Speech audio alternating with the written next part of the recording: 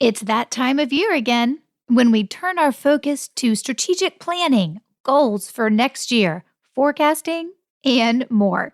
In this two-part series, I'm going to walk you through my way of reversing myself to move forward. Hey there, and welcome to episode 234 of the Roadmap to Grow Your Business podcast, a show about helping you build a referable business. I'm your host, Stacey Brown Randall. There are a lot of ways to set goals and prepare yourself for next year. There are systems and processes and journals and retreats and strategies. I mean, there's no shortage of people who are teaching business owners how to get ready for next year, how to strategize, how to think big picture, how to set the right type of goals. And I'm no different, right? We all know, right? I am absolutely no different. I love teaching my personal goal setting strategy as well. But I prefer a strategy that holds me accountable based on how it's created, with a focus on the why and an action plan to make it happen that works with how I run my business and, quite frankly, my life. So in this two-part series, this episode and next week's episode here on the podcast, we're diving into how I prepare for each new year and how I've been teaching others to do the same. Now, this year, I held a refocus retreat in person in Charlotte. In fact, it just wrapped up at the time of this episode going live. It's crazy to think it's been since 2018 that I've actually done one of these retreats in person. It's been a long time. The last few years, of course, have been virtual, though 2019 wasn't virtual because of COVID. It was just virtual. And it really, when you think about it, feels awesome to just do something different. Right. It's kind of like maybe, I don't know, you had that same feeling when you went back to a in-person networking event the very first time and you're like, oh my gosh, this feels awesome. For me, I just hadn't done an in-person retreat where we were focused on one day, all things referrals, another day, all things goals. But it just felt awesome to be doing something different and to be with my people in person. Like that, of course, is going to definitely go down as a highlight of 2022 for me. Now, I prep for each new year with a process that I call reverse goal setting. And what I love about this process is that it really is a strategy that's built to hold me accountable based on how it's created, because we focus on the why behind everything. And then it provides an action plan so that I actually can make it happen, because that is, well, super important. In years past on the podcast, I've actually broken down every step of the reverse goal setting process, which you can go and listen to if you're interested. Start with episode 181 and then make your way through episode 185. But this year for the podcast, because I did the reverse goal setting process live during the Refocus retreat, I decided not to break down the entire reverse goal setting process on the podcast. And we're also not doing a virtual event this year either, because I did the in-person one. But I still wanted to provide you guys with the same process. But I thought through it for you guys to really think about, how can I make this more streamlined in hopes that you'll actually do it? Since you weren't with me live on the retreat, right? How can I streamline it so that you actually will do it and it won't get lost in the holiday hustle? So I took the best parts, in my opinion, of the reverse goal setting process, and I'm going to break them down for you in this episode, starting right now, and then in next week's episode as well. So let's start with part one. Part one is all about reflection.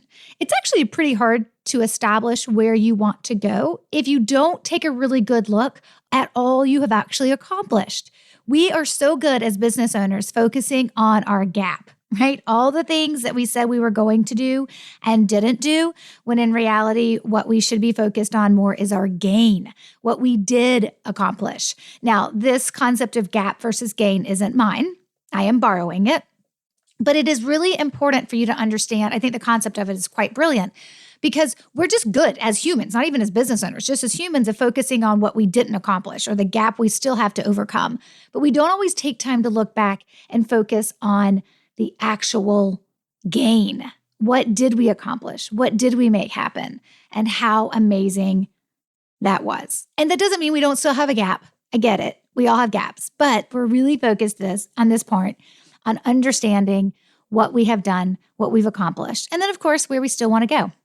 So we're going to do the reflection step in two parts. The first part is we're going to reflect on how our business did this year. So as you're looking at 2022, you're going to take stock of how your business did this year. Now, I know if you're listening to this at the time that this episode is actually released, we still have a couple more weeks to go. We pretty much have all of December to go. And so you may have to come back and revise these numbers. That's why I tell folks, do it in pencil, right? If you're doing it early, do it in pencil. But we do want to reflect back on how our business did this year. That starts with just a basic review of your numbers, of your metrics, and however you define your numbers and your metrics. A couple of things to keep in mind that you could consider tracking, though you don't have to track these, but you could track the overall revenue that you brought in this year. You could also track the overall revenue you brought in by line item. Like if you have different products and services, what did that look like? Like for me, I may look at it from what did my paid speaking engagements bring in as a revenue line item versus what did my building a referable business, my group coaching program bring in, right? So you can look at things broken down by the individual product or service or overall, of course, the revenue number as well. You also need to pay attention to your expenses. That's a line item you should probably be tracking. And that doesn't mean you're trying to beat last year's expense numbers. This is just a measurement of where your money is going from an overall expense kind of high level view, I guess is the way that I would say this. Now, if you're going to also look at not just the expenses, but you also want to look at maybe labor, like if you pay yourself, please, Lord, tell me you pay yourself, but paying yourself, paying your staff, paying your team. I always like to look at the business expenses and my labor separate from that. But it just depends on how you want to look at it. There's not a right or a wrong. Actually, there's probably an accountant and a CPA who are like, yes, there is, Stacey. There is a right or a wrong. But in my opinion, of just getting an idea of how much money did you spend, how much money went out the door of your business, right? The expense. And then please make sure you are paying attention to profit. Even if you get to the end of this year and there's like zero money in the profit account or zero money in the bank account to tell you made some profit, more than likely you did make profit throughout the year. If you just get to the end of the year and there's a big fat zero, it just means you spent it all. I would love for you to think about that differently moving forward. I recommend profit first. Big game changer in my business when I implemented that in 2019. But you do need to know what the profit was, right? And I actually think that you should take your profit first, right? Like every time that I sit down and I am looking at my business, right? And I'm doing the accounting side of my business. I'm using air quotes you can't see because Lord knows I'm not in my own QuickBooks. I pay someone to do that. But when I am planning out, right, what this looks like on a quarterly or month-to-month basis, I'm paying myself. I'm taking out money for taxes on that revenue I brought in, and I'm taking out a percentage in profit. And that goes first before I ever spend a dime on expenses, which means I actually have to watch my expenses pretty closely based on what I'm trying to accomplish in my business. Okay, so some other things that you can track is maybe the number of new clients that you brought on board or the number of new projects. Maybe you don't call them clients, maybe you refer to them as projects or deals, but the number of new clients, projects, or deals you brought on board. Maybe the number of repeat clients and projects that you brought back. If you can actually work with clients more than 1 year in a row and they can keep coming back, maybe that's something you want to track as well. Maybe did you launch any new products or services? Maybe we want to track how that went. And then, of course, you can also track the performance on any of your sales strategies. That's any of the prospecting you do, like networking, any of the marketing that you do. I don't know, are you running ads? You got that website SEO working? Or, of course, referrals. What did your referral generation look like? But you can break down these metrics and just track them. I think it's just like when you put this stuff on paper, literally for me, it is what's the metric? And then in the next column, it's what's the number from 2022. The next thing I want you to do after you've kind of reviewed your business numbers from 2022 is then I want you to compare this to 2021. This is not a shame play, right? This is more about, hey, this is what it looked like when I compare this to the year prior. Now, if you do this every year, like I do, and some of my clients do, then you actually can pull out your numbers and look at, wow, and here's 2020 numbers, and here's 2019 numbers, and here's 2018. You get the picture. And you can start seeing where the progress is and where new services were then brought on board. Sometimes we literally forget when we start new things in our own business. Okay, maybe that's just me. Anyways, moving on. But you want to compare the results of this year to the results you had in 2021. But you're comparing this by the same metrics. That doesn't mean you don't add metrics and you have some NAs, right? So like if you added a metric in 2021 that you also were writing down the results from that metric in 2022, but it didn't exist in 2020, well, then 2020 would just have an NA in that box, right? But we're talking about easy peasy, a couple of columns on a Word document table or an Excel spreadsheet or your piece of paper that you're going to map this out. Write down the metric or the activity that you're tracking, and then what was the results from 2022, and then compare that to 2021. So as you think through, going through and like reflecting on how your business did, right? And you're reviewing those numbers and metrics, and then you're comparing it to last year's numbers. Here's 3 questions I want you to think about. Number 1, I want you to also think about what's working in your business. What's working? One thing for me that's working is the results that my clients are getting. I probably need to do a better job sharing those results. Hopefully you'll see more of that in 2023. Sometimes I feel like I'm sitting on I'm sitting on the gold, right? I'm sitting on all the great testimonials. I'm like, why am I not sharing this better? But that's my thing, probably not yours. But what's working in your business? Like, what are you proud of? What are you happy for? Like, did you redo your schedule at the end of last year that made this year feel easier because maybe you stopped taking meetings on Monday and now you have Mondays to get stuff done and you're loving it, whatever it is. What's working in your business? Did you bring on a new hire and they are like knocking your socks off? Awesome sauce. Consider yourself lucky. That's amazing. Write that down. What's working in your business? Then the second question I want you to answer is, what's not working in your business? And this can be anything, right? It's not anything that we're looking for specifically, of course, but just write down what's not working in your business. Sometimes consistency of me following through with all the points on a project plan is not working as well as it should in my business. So it's something just to take note of. And it's important that you take notes of not only what is working, but also what's not working. And then the third question I want you to ask yourself, and this may be one you've never actually asked yourself before, but I love this question. And I just recently started asking it of myself, and it has really helped me figure out how I want to build and design my business. It's why when I talk about the different ways that clients can work with me, why there is 3 different ways. When there used to just be 1, and then there was like 1.5. And then we brought out last year in 2021, we brought out another way to work with me because I got intentional about asking this one question, and it helped me evolve how I wanted to run my business. And now it has to where we have these 3 different ways that I serve clients that serve me while also getting my clients the best results possible, which is awesome. And that question is this: what felt heavy? What zaps your energy? What drains you? It could be the type of client you're working with. Praise Jesus, that is not one that I have to deal with, but I have in past, particularly when I was a productivity and business coach. I got better at recognizing them before they became a client, but that took time. But what felt heavy? Was it how you scheduled out your days? Was it how the days or weeks got away from you? Was it a project or a launch or something you were trying to accomplish that just felt heavy and you thought to yourself, I'd rather not do that again? Staffing, labor, maybe that's felt heavy, maybe not. But ask yourself the question, what felt heavy?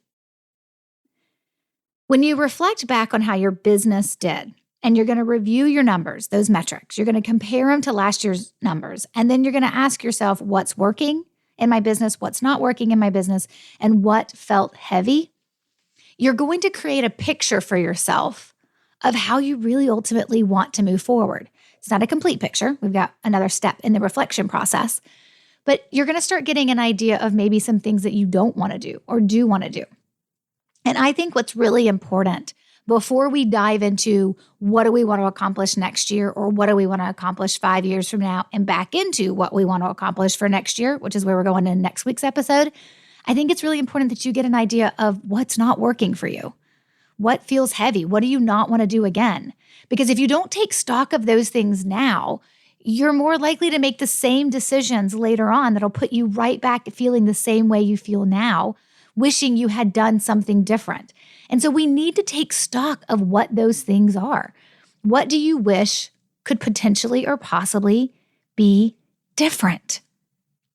I find the best way to think of that question is what felt heavy. And then I just let my pencil flow on the page, because inevitably, not only will I write down what felt heavy, I'll also start writing down what was amazing, right? And then it becomes this big, kind of answer to like little bullet points all over the page about these 3 questions: what was working, what's not working, and what felt heavy. And of course, that leads me to think about all kinds of things within my business. Hey, pardon the interruption. Coming up next week is a repeat performance, and the last one for 2022 of my brand new advanced training, where I reveal my 3-part framework to increase your referrals. It's how I help my clients double, triple, or quadruple the referrals they're receiving now. In this training, I show you different scenarios based on where you are starting from, and then walk you through the referral strategies to start with, and then in what order I would encourage you to stack them so we can double, triple, or quadruple your referrals in 1 year. There is a short form to complete to get your invitation, and the deadline to submit that form is 5 p.m. Pacific time on Monday, December 12th. This training is absolutely free, and there is no obligation to join any of my programs after the training. But because this is an advanced training and I'm going deep into how we stack our strategies and what my 3-part framework looks like, we are making sure the right people are in the room.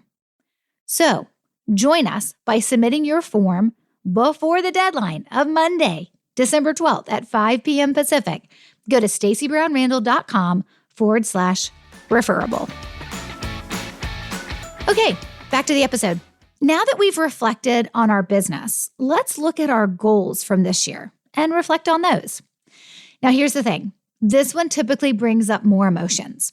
I'm going to ask a series of questions, and I want you to pause me right now, the recording if you need to, right? Pause me as you allow yourself to sit with them and answer these questions. Ponder, reflect, take notes of how your insides feel as you hear me ask you each of these questions. We're going to start with 2 questions that are a little bit more tactical, and then we're going to go a little bit deeper and more personal.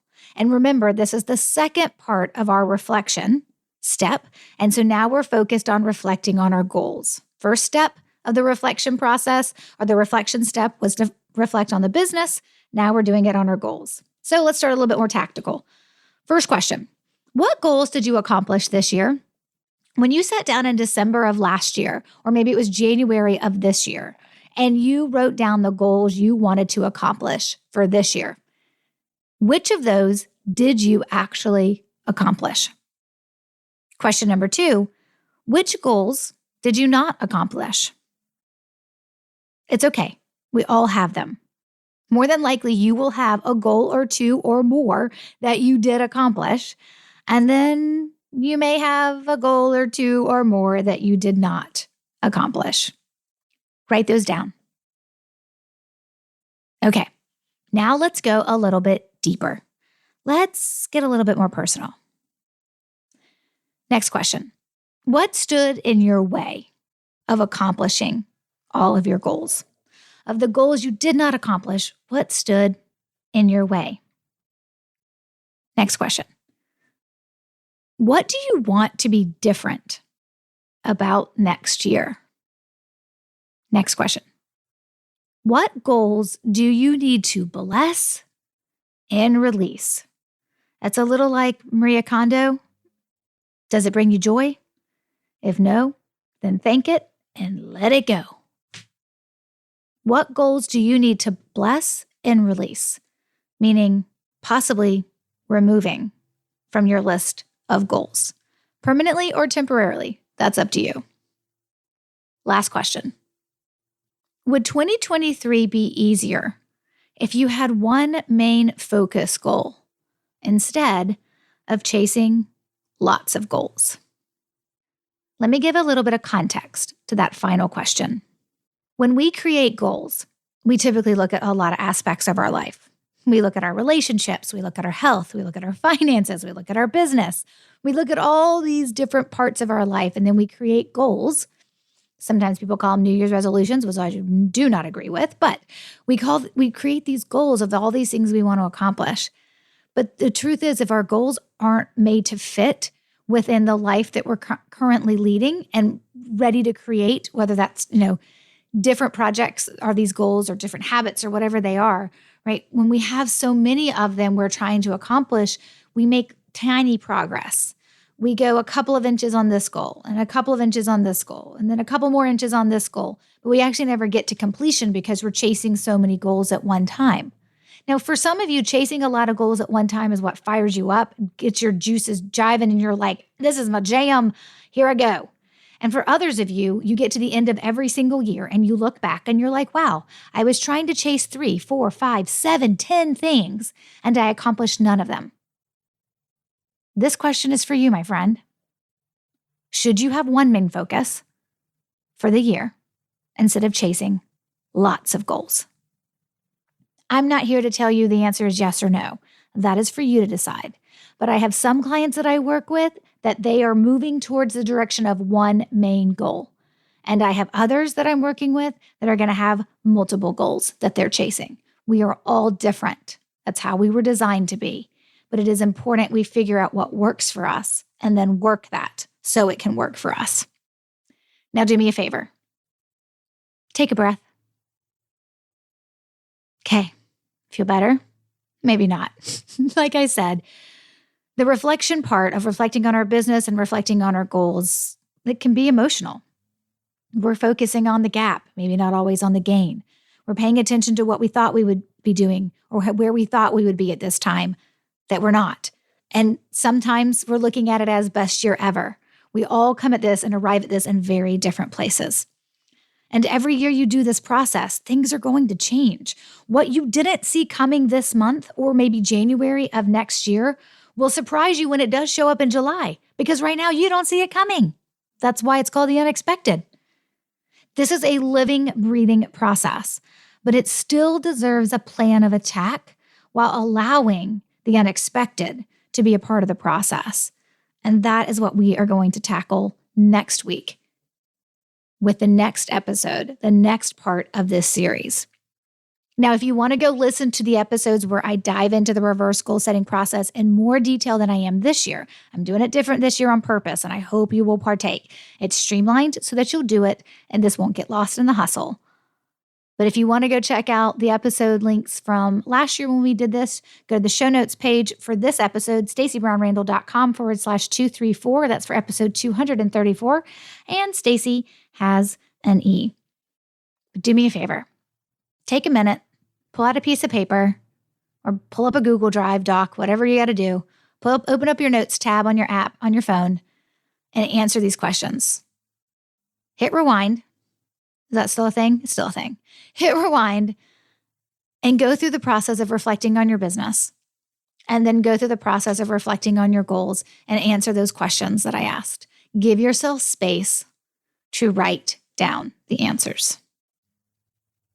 Okay, don't forget, we only have 7 days left. That's right, you only have 7 days left to submit your application for my final new advanced training of the year, where I reveal my 3-part framework to increase referrals. It's how I help my clients double, triple, or quadruple their referrals they are receiving now. Yep, and guess what? We do it in 1 year.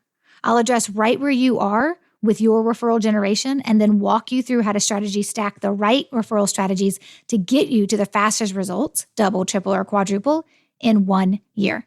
Complete your application right now before you forget. That's right. Go do it right now. Go to stacybrownrandall.com/referable. Your deadline's coming up to submit your application, which gives me time to review it and send you your private, unique invite to the live training that we are doing on Tuesday, December 13th. So your deadline to submit your application is 5 p.m. Pacific on Monday, December 12th, so that I have time to review your application and then send you all of the invite information. And that training will be on December 13th.